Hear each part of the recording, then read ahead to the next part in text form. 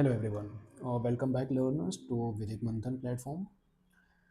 So I am present here with the second lecture of Bharatiya Nyaya Sanhita 2023.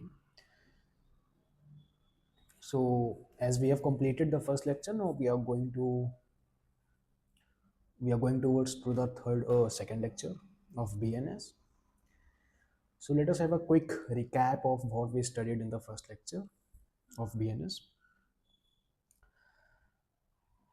We learned that in the earlier society, in the primitive society, there was no concept of law of crime. With the inception of society, there was only one right. If I happen to talk about the Stone Age, there was only one right, that was might was right.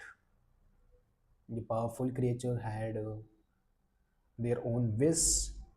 So what they wished, they did, without any accountability, without any deterrence. They did everything what they wished. But as the society grew, with the growth of society, the society became more dynamic in nature. We started feeling the need of something like quid pro quo, as I discussed. We wanted some such entity which could protect us. We were very much clear that whatsoever that entity would be, we are going to agree, we are going to adhere each and every rules and regulation made by that entity, which is called sovereign. And in exchange of that adherence by us, we would like sovereign to protect us and our property. We saw the concept of sovereign. We saw the evolution of the concept of sovereignty. Sovereign, which could be an autocrat, which could be a monarch, could be a communist. If we look today, from a single entity till the concept of we the people, we have seen the journey. We also saw that how the concept of punishment came into existence. Earlier, there was a concept of civil right. There was a concept of restitutio, or restitution in integrum. From restitution in integrum, which prevailed in civil justice system, from that civil justice system we came to know about the criminal justice system, and how did this criminal justice system come into existence. We have seen this journey. Now from this lecture we are moving ahead. So if I happen to talk about the Indian perspective, how penal justice system, the criminal justice system came into India, means if I happen to talk about the same with Indian perspective, if we go back at the ancient time, if we go back to our Hindu laws, one of the oldest laws, in that Hindu law, अगर हम स्मृति के समय जाते हैं, जो कि स्मृति में से जो मनु स्मृति है, it is one of the prominent laws, prominent ancient penal books, I would say, which had this Manu Smriti had 18 heads of laws. Those 18 heads of laws confined a good number of fields. It touched gambling, it touched property disputes, it also touched the sexual offenses against the women, adultery. So basically, I would say that Manu Smriti was a well organized Smriti which was regarding crime. कुछ लोग कहते हैं कि अर्थशास्त्र, कौटिल्य का अर्थशास्त्र जो है वो भी है. It also talked about criminal law, but it was not that as organized as Manusmriti was. So Arthashastra was an unorganized compilation, I would say. But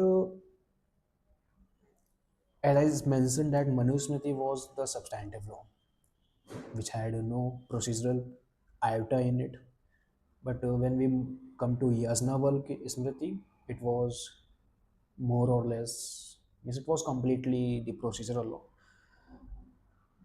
Along with Yajnavalkya Smriti, there was a Narada Smriti, which was completely without doubt, it was a pure procedural law. एक question आता है prelims में, I have seen many a times, this particular question has been asked, I would want you all to note it down. In prelims question it is asked very often that IPC के पहले Hindu code में, IPC के पहले कौन सा code था जो कि बनारस के प्रीस्ट लोगों ने, बनारस के प्रीस्ट लोगों ने उसको कोडिफाई किया था या कंपाइल किया था या कह सकते हैं कि लिखा था. वो था हिंदू कोड ऑफ क्राइम. उस हिंदू कोड ऑफ क्राइम को जेंटू कोड कहते हैं. It is called as Gentoo code. So this Gentoo was a code which was written by the priests of Benares under the supervision of Warren Hastings. Under the supervision of Warren Hastings.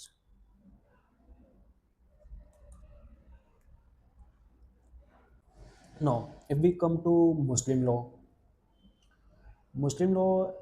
as we have seen that in Hindu law, there was a Manusmriti which had 18 heads of laws. But unlike this in Muslim law there is nothing like this. मतलब कि शरीयत में कोई ऐसा separately criminal law के बारे में नहीं दिया हुआ है. अगर होली कुरान की बात करें, शरीयत लॉ में कोई ऐसा सेपरेट क्रिमिनल लॉ के बारे में बात नहीं की गई है. But I must say that the entire Muslim law is based on the righteousness. It is based on divine origin. But Muslim law, at the same time, Muslim law talks about 4 kinds of punishment. I would love to discuss all of them. It talks about 3 kinds of punishment. First,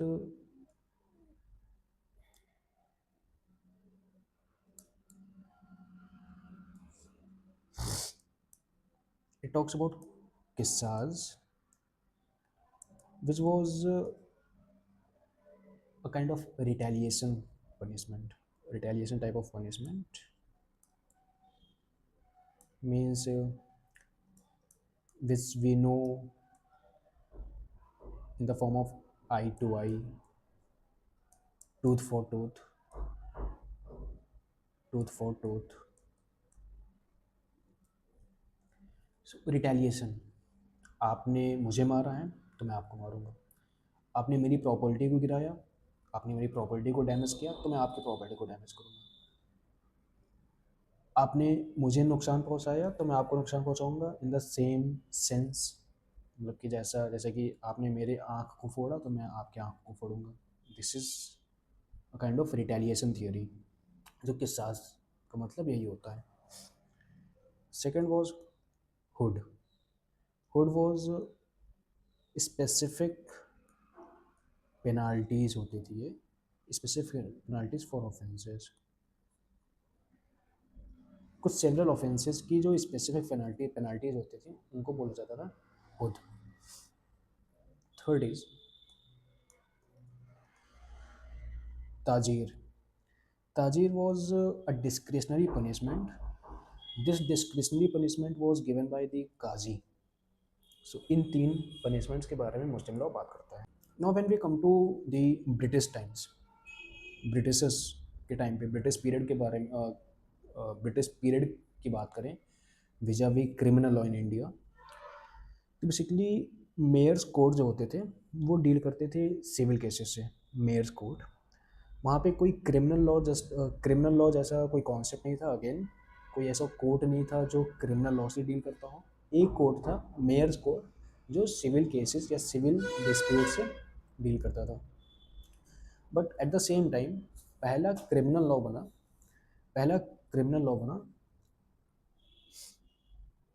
जो कि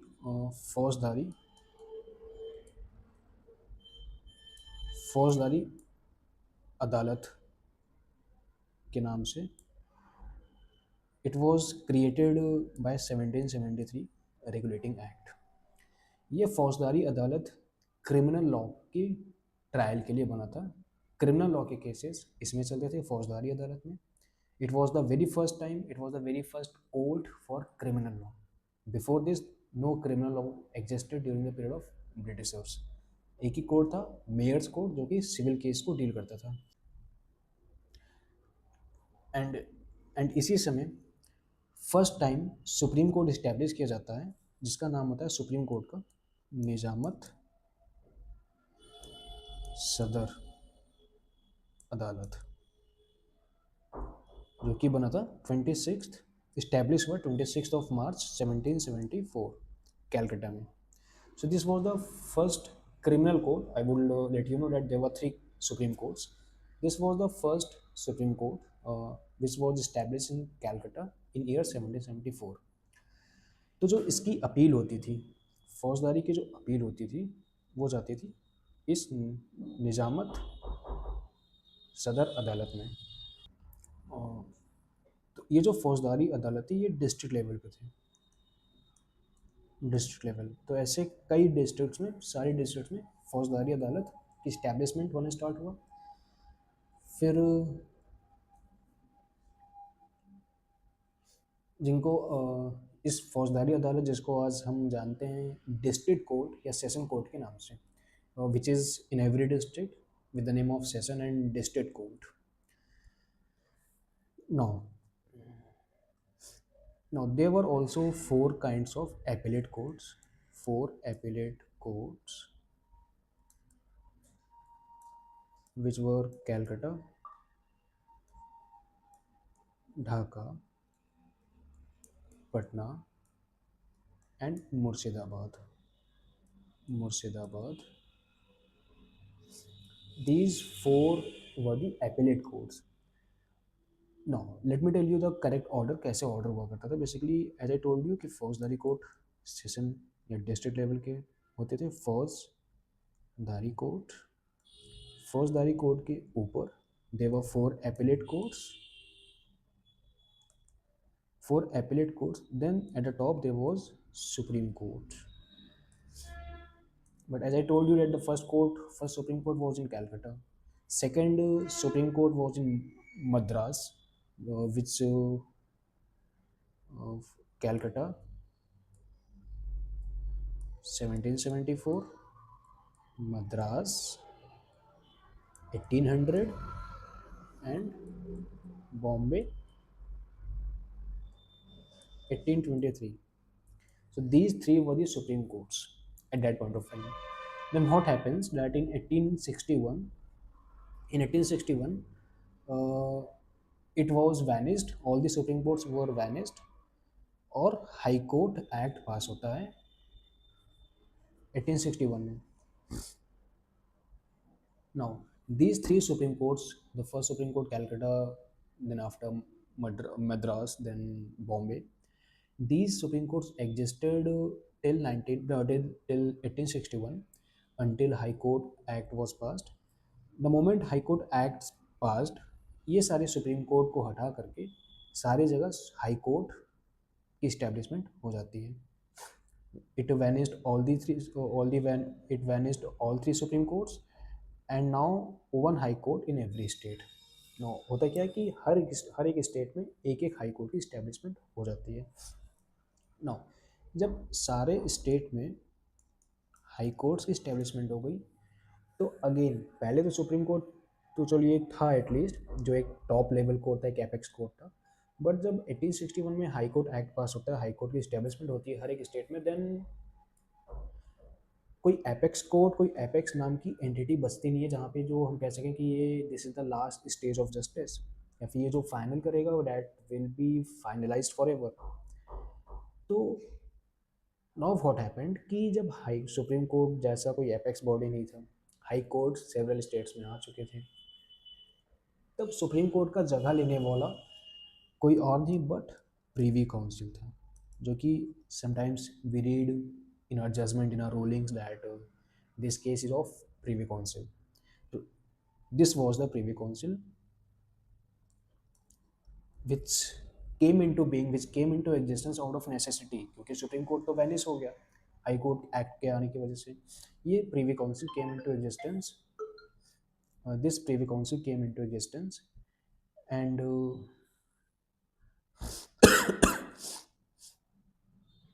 This Privy Council came into existence. It was basically the out of necessity it came into being. But इसकी जो seat थी वो London में थी. इसकी seat London में थी और ये सुप्रीम अथॉरिटी थी ऑफ जस्टिस. नाउ ऐसे ही एक क्वेश्चन पूछा जाता है कि बॉम्बे में जो क्रिमिनल कोड था, उस बॉम्बे में क्रिमिनल कोड को क्या बोलते हैं. उस समय की बात थी. There was a code in Bombay which was the criminal code. तो बॉम्बे में उस कोड को बोलते थे Elphinstone code. Just a point for you all, as I've seen this question in prelims, Elphinstone code. Now, we are going to talk about a few principles of criminal liability. Principles of criminal liability.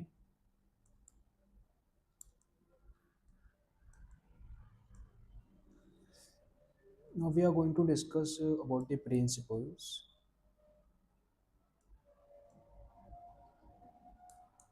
of criminal liability.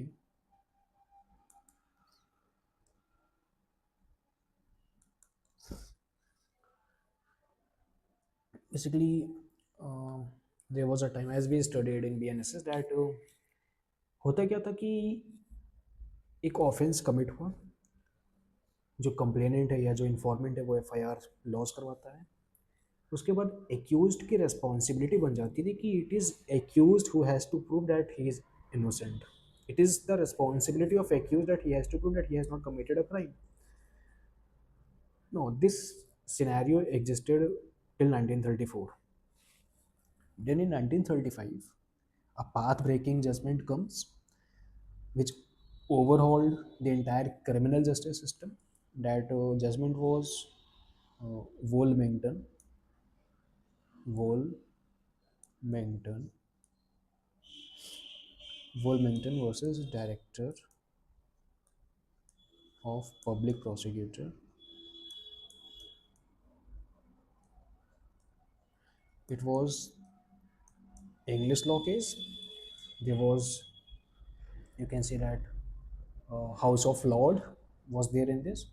So this 1935 English law case was the path-breaking case which laid down a separate, a very distinguished principle in criminal justice system which opposed the justice system which prevailed before this.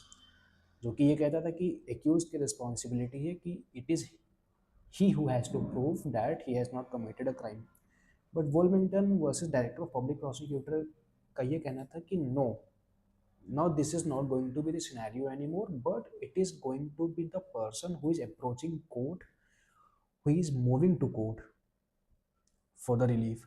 That person has to prove that the accused has committed some crime against him. So it means that जो prosecutor होता था, prosecutor, prosecutor means who prosecutes the accused. Prosecutor is an advocate from victim side. तो जो victim के advocate होते थे, जो victim advocate मतलब कि जो prosecutor होता था ना, prosecutor जो होते हैं इनको prove करना है कि accused has committed crime. Why? Because it is prosecutor only, it is victim only who is approaching court for the first time. तो ऐसा we study also in our criminal justice system that he who moves court proves his point.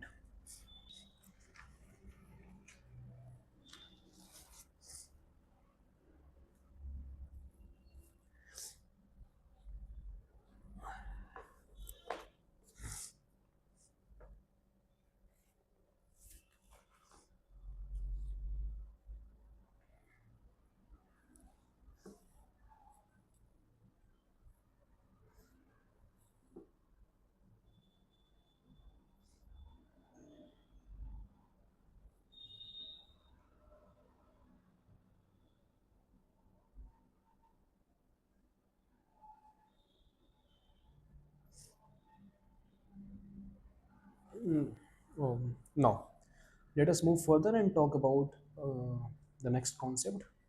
Here we are going to read about a maxim which is called actus non facit reum Nisi mens sit ria, which means that if I am doing any particular act और उस act के वजह से मुझे अगर punishment मिलनी है तो वो पनिशमेंट मुझे तब मिल पाएगी जब वो उस एक्ट को करते समय मेरा माइंड भी मेरे साथ था उस एक्ट के लिए। फॉर एन एग्जाम्पल, अगर वो एक्ट गिल्टी एक्ट है, वो एक्ट अगर बैड है तो मेरे साथ बैड इंटेंशन भी होना चाहिए। It means that the act must be coupled with, it must be accompanied with the mens rea. What we call it mens rea. It means that there must be a guilty mind which must couple the actus reus. Now, when we say actus reus, first of all, what is act? What is act? Act in layman language, I would say that any movement of muscle is called an act. But अब वो act acts Reis है कि नहीं, it depends on the facts and circumstances. For an example, एक act acts Reis कब बनता है? Act तो एक इनोसेंट एक्ट, एक इनॉक्वस एक्ट भी हो सकता है और एक एक्टस रियस, एक एक्ट एक्टस रियस भी हो सकता है। तो when we say actus reus, so basically this reus means what? This reus means prohibited. So any such act which is prohibited by law to do. So that particular act is called actus reus, means any act which is reus, which is prohibited. So if only if it is prohibited to do by our statute, by our penal laws, then only that act is called actus reus. So that when that actus reus is coupled with mens rea, then only that act is punishable. What is mens rea? The guilty mind, the ill mind, the mind which has provoked you to do an offense, which the mind which impelled you to take any action. So that action, that act is going to result into the offense.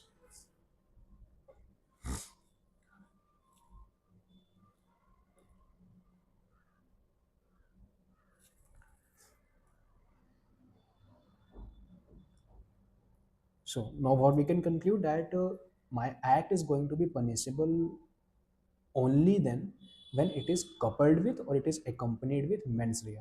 So I can conclude and say that an act without mens rea not punishable unless there is one thing. Now that what could be that one thing? I said that actus reus और mens rea दोनों होना चाहिए अगर मुझे punishment मिलनी हो तो। मेरा एक्टस रियस, मेरा एक्ट एक्टस रियस होना चाहिए और उस एक्टस रियस के साथ मेरा मेंस रिया गिल्टी माइंड भी होना चाहिए। बट हर जगह मेंसरिया नहीं देखा जाएगा। It is not going to be the blanket formula. Basically, there are some exceptions to this rule, which we called strict liability. Strict liability. In this strict liability, the mens rea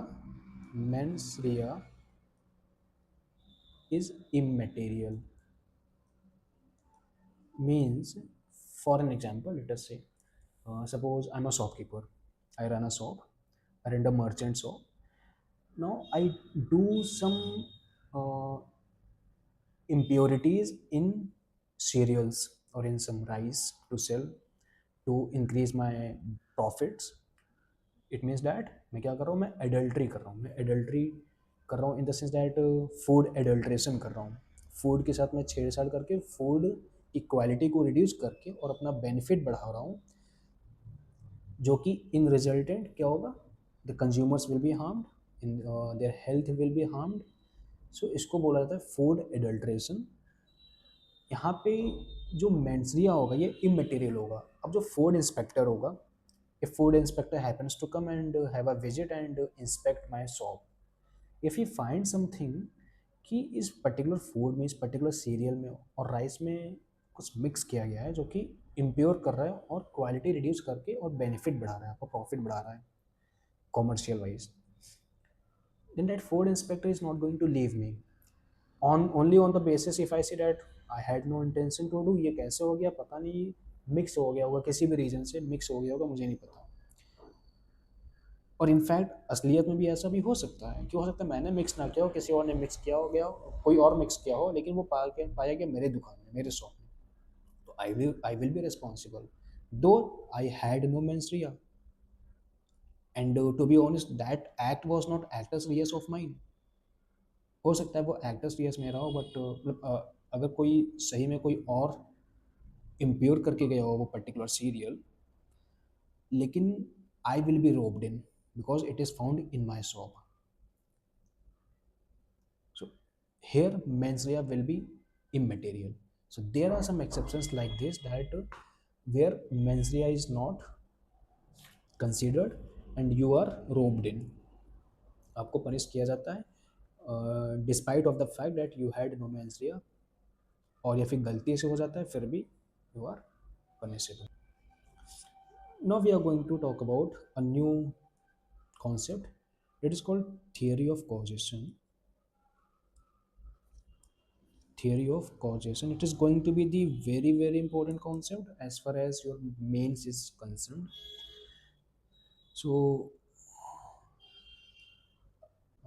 now I would like to draw the attention and focus on this very concept, the theory of causation. Basically it talks about it was given by Hart and Honro and Glanville Williams.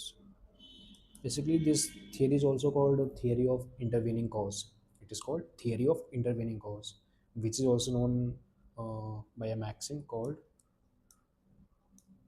novus actus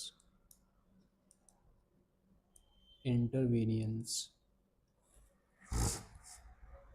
Now first let me tell you what does this theory mean. Basically ये theory क्या करता है, ये theory distinguish करता है the primary cause और the foundational cause और the fundamental cause को सब्सिक्वेंट कॉज से।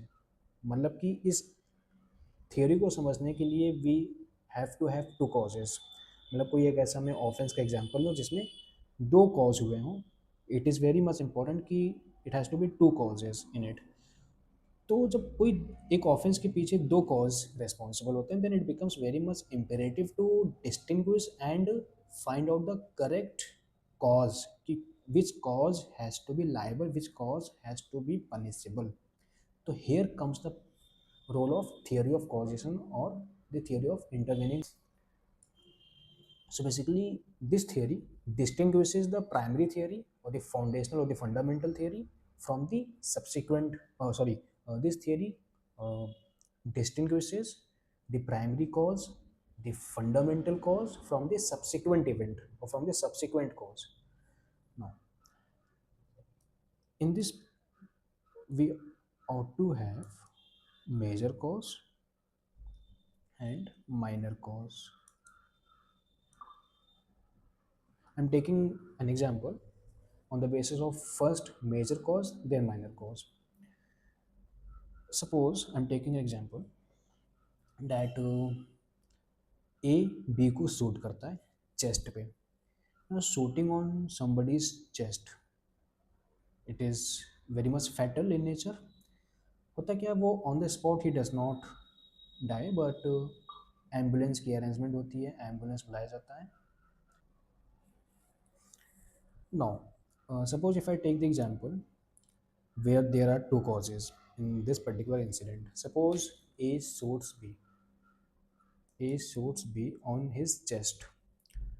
Now we know that shooting on somebody's chest is quite fatal in nature, but due to some reason B does not die on the spot.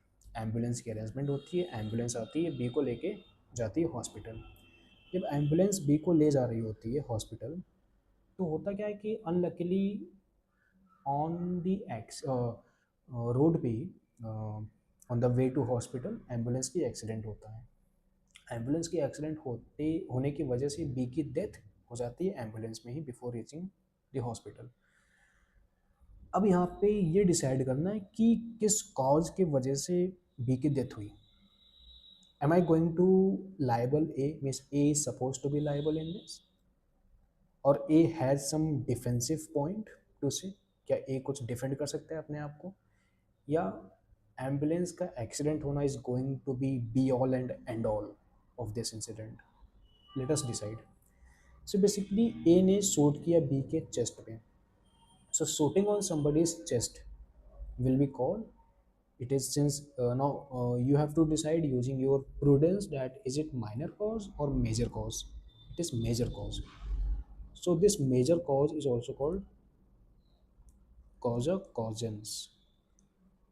Causa causans means it is such a cause which gives rise in some other cause. So it is a cause which is giving rise in the cause of ambulance का आना, ambulance पे उसका जाना और accident होना. अगर इसने chest पे गोली नहीं मारी होती या इसने मारा ही नहीं होता, शूट नहीं किया होता बी पे, तो को एम्बुलेंस पे क्यों जाता बी, और उसका डेथ एक्सीडेंट होता. बी की डेथ क्यों होती है? एक्सीडेंट की वजह से.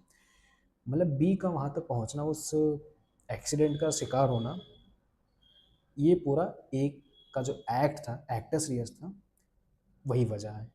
तो ए का जो कॉज है वो मेजर कॉज है and it is called cause of causans. तो A being an accused, A इस एक्यूज्ड का जो एक्ट था वो मेजर कॉज था and it is cause of causans. Major cause is called cause of causans. और जो बी, जो एम्बुलेंस में जो एक्सीडेंट हुआ वो हम कहेंगे minor cause. Minor cause.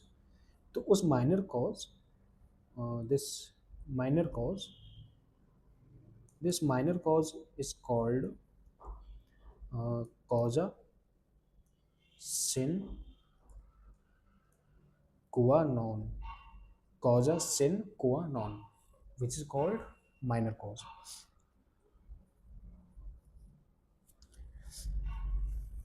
Now this is something.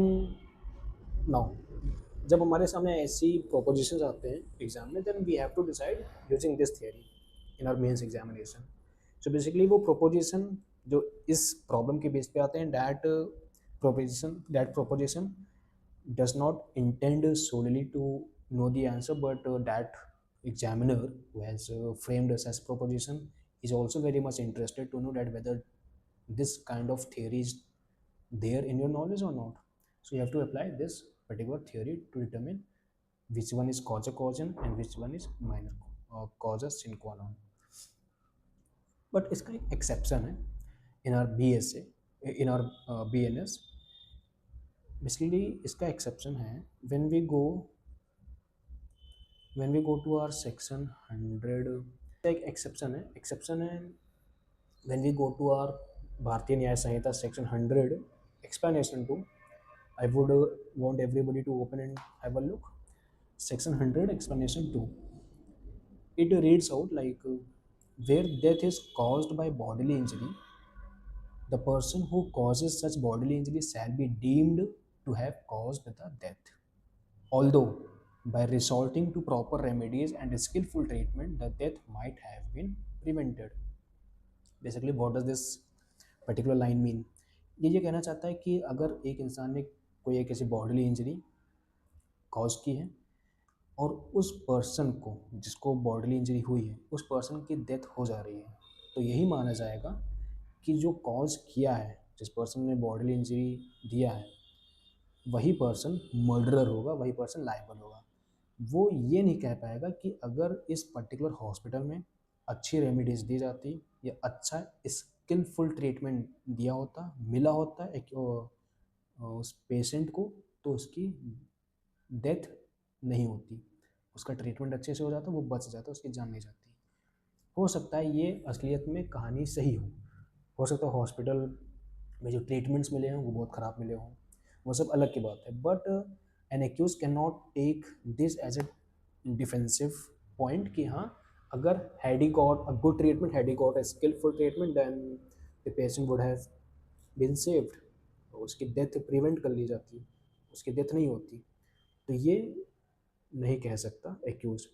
Now how does this exception to this rule, the theory of intervening cause? Basically suppose A causes some harm to B hospital जाता है, hospitalise होता है, हो सकता है वहाँ पे अच्छी ट्रीटमेंट ना होने की वजह से एक्सेसिव ब्लड फ्लो हो जाता है और उस एक्सेसिव ब्लड फ्लो होने की वजह से उसकी डेथ हो जाती है हॉस्पिटल में. while in bed. Now, this seems to be the major cause. This seems to be the major cause. If we look it at practically, this seems to be the major cause. लेकिन ऐसे proposition को cover करने के लिए ये explanation बनाया गया है, और यहाँ पे ये कहा गया है कि वो जो कॉज आपने दिया बॉडीली इंजरी, जिसने दिया, that person, that particular accused will be deemed to be liable. he cannot he cannot he cannot take this defend that he cannot take no, that particular accused who has caused this particular bodily injury, that particular person, that particular accused will be deemed to be the guilty person. He cannot use this line and say कि अगर hospital में अच्छी treatment मिली होती तो ये बच जाता. हो सकता है मेजर कॉज यही है, हॉस्पिटल की गलती, लेकिन माइनर कॉज वहाँ पे उसका हो सकता है कि उसने ऐसे बॉडीली पार्ट पे इंजरी प्रोवाइड कर दिया जिससे एक्सेसिव ब्लड फ्लो हुआ हॉस्पिटल में वाइल्ड ट्रीटमेंट, और उसकी डेथ हो जा रही है. तो ऐसे हो सकता है ये माइनर कॉज हो, लेकिन हॉस्पिटल की जो गलती थी वो मेजर कॉज थी. बट अब यहाँ पे अगर if we apply the theory of intervening causes, तो major cause hospital should be liable solely, accused exonerate हो जाता, उसको कम्प्लीटली रिलीफ मिल जाता. बट ऐसा नहीं होगा यहाँ पे, इसीलिए इस एक्सेप्शन को डाल दिया गया कि no accused will be liable though he has given some minor injury and the major cause is the hospital वाला. सो यहाँ पे I would want you to write it down above this explanation too, that this is an exception to theory of intervening cause.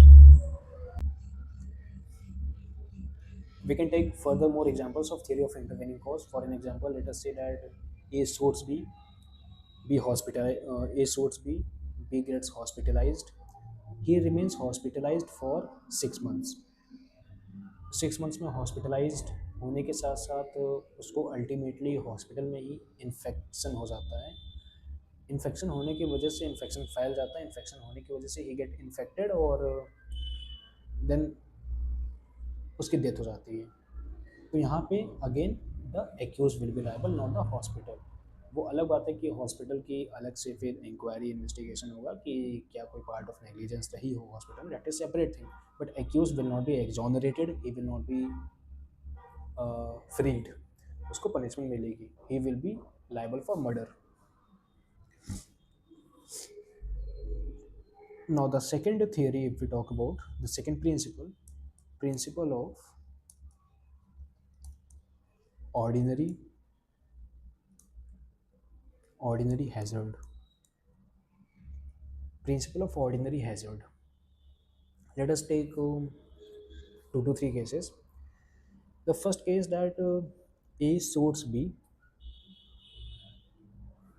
his maximum blood loss हो जाता है, flow हो जाता है, maximum blood flow हो जाता है, ही गेट्स हॉस्पिटलाइज्ड. हॉस्पिटल में जो उसके वार्ड थे जहाँ वो एडमिट था, उस पर्टिकुलर वार्ड में इन्फेक्शन फैल जाता है. This is case number 1.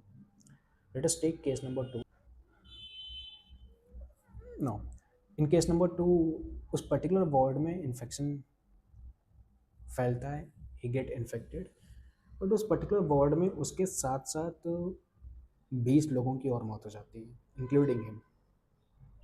Now we have 2 cases. Let us imagine, let us understand. In the first case, जब उसको इन्फेक्शन होता है, सिर्फ उसी को होता है और उसी की डेथ होती है, तो he will be, then the accused will be liable. But in the latter case, in case number 2, उसके पर्टिकुलर वार्ड में including him 19 others, including him total 20, 19 others except him, 19 others also get infected, and succumbs to death. सबकी death हो जाती है, तो total 20 लोगों की death हुई, including the injured one, the patient. So the ordinary hazard में, the case number 2, in the case number 2 the accused will not be liable, because यहाँ पे जो हैजर्ड हो रहा है, जो हैजर्ड हो रही है, वो ऑर्डिनरी हो रही है. But while in case number 1 the accused is going to be liable.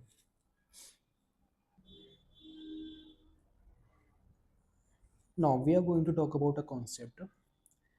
which is again a part of mains question, that we have to delineate, we have to discuss about an actus reus vis-a-vis time, place, fact, and person. This is a basically a mains question. What we have to do with this question is that we have to discuss actus reus vis-a-vis time, vis-a-vis place, vis-a-vis fact, and vis-a-vis person.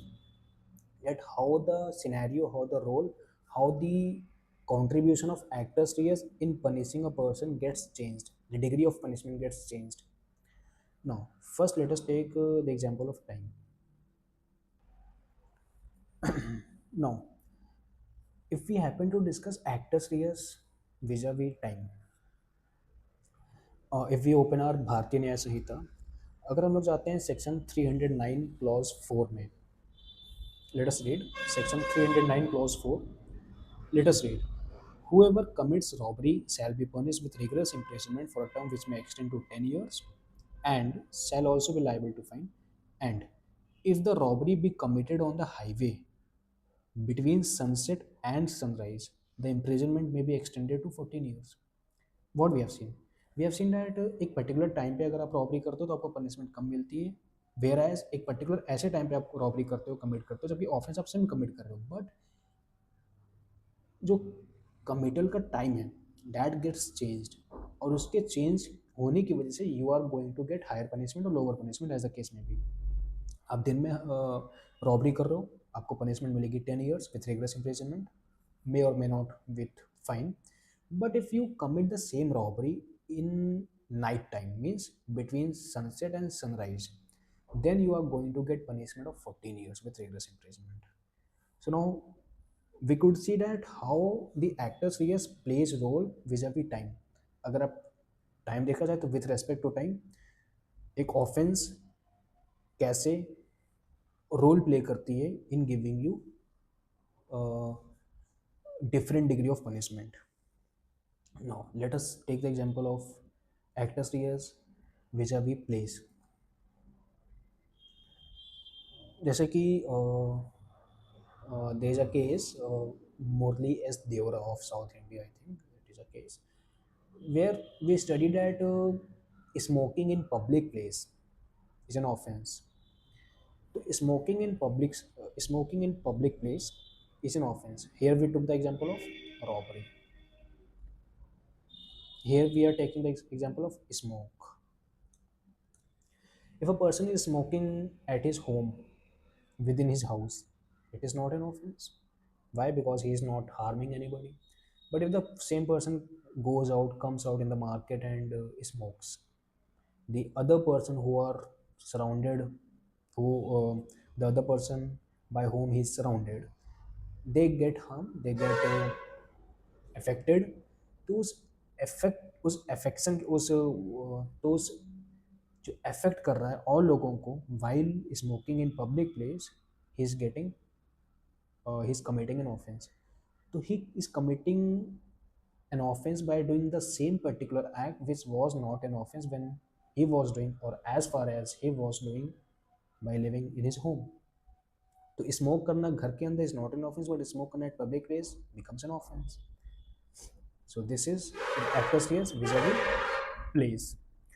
Now actus reus vis-a-vis,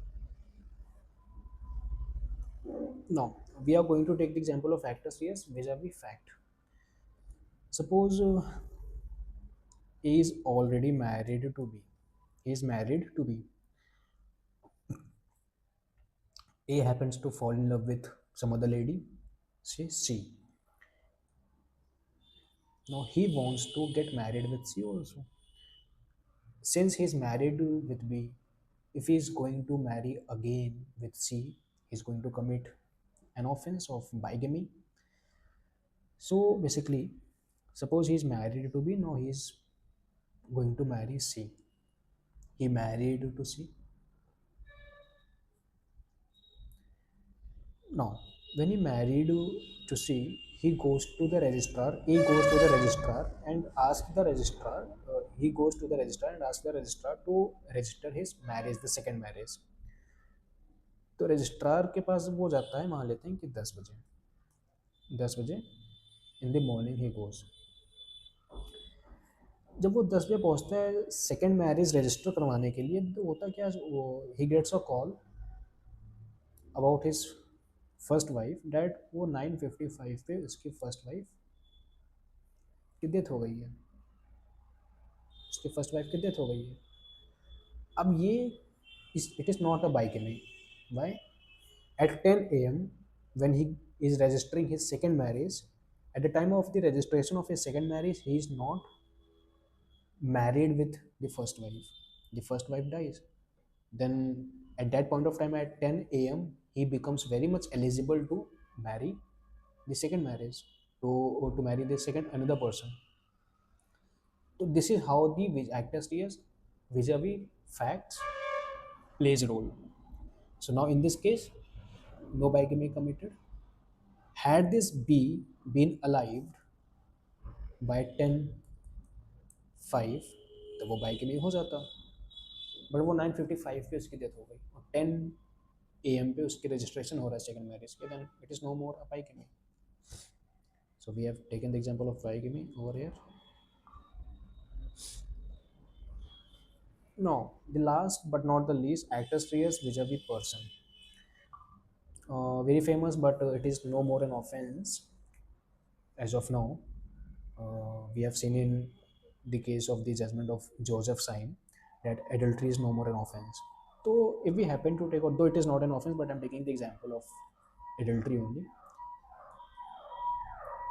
Adultery में the men gets punishment, the women do not get punishment. In the case of adultery, it was the men who used to get punished, but not the women. So again, basically, suppose B is the wife of A, B happens to commit adultery with some other person, say C. Now C will be punished, but not B. So why B is not being punished, but C is being punished? So actors rears vis-a-vis person. Now we move to the next concept. That is, we are going to read about the history of mens rea.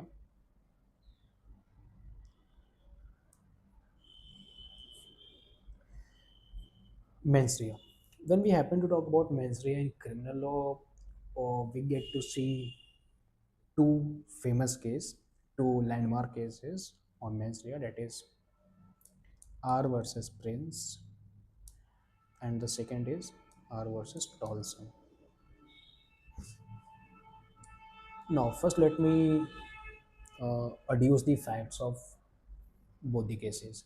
Basically, in R versus Prince, what happens that there was a boy, uh, Prince, and there was a girl, Phillips.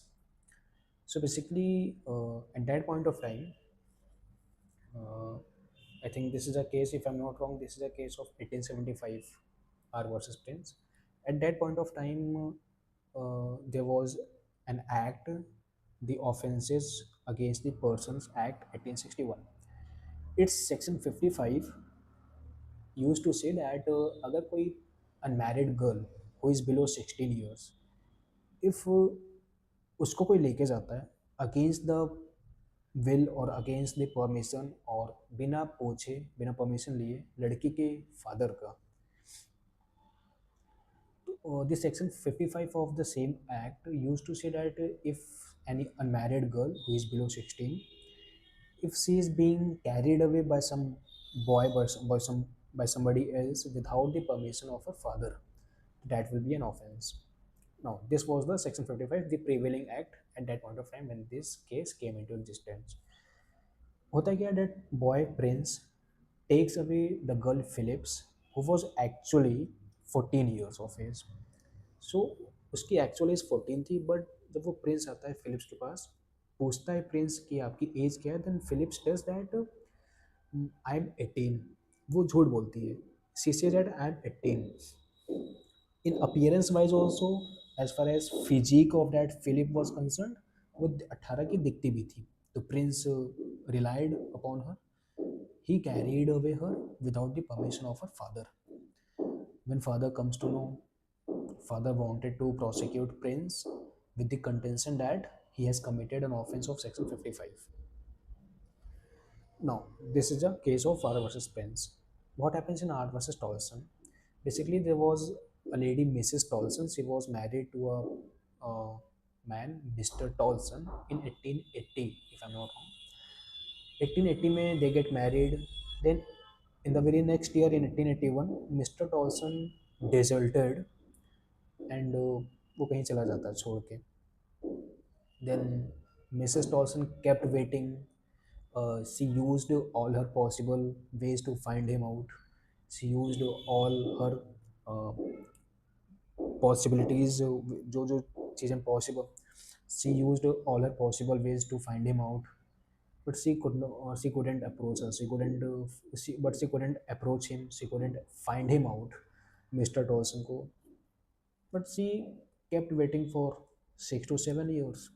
Then in 1887, by 1887, she had presumed herself to be a widow. वो मान ली थी कि now I think I am a widow.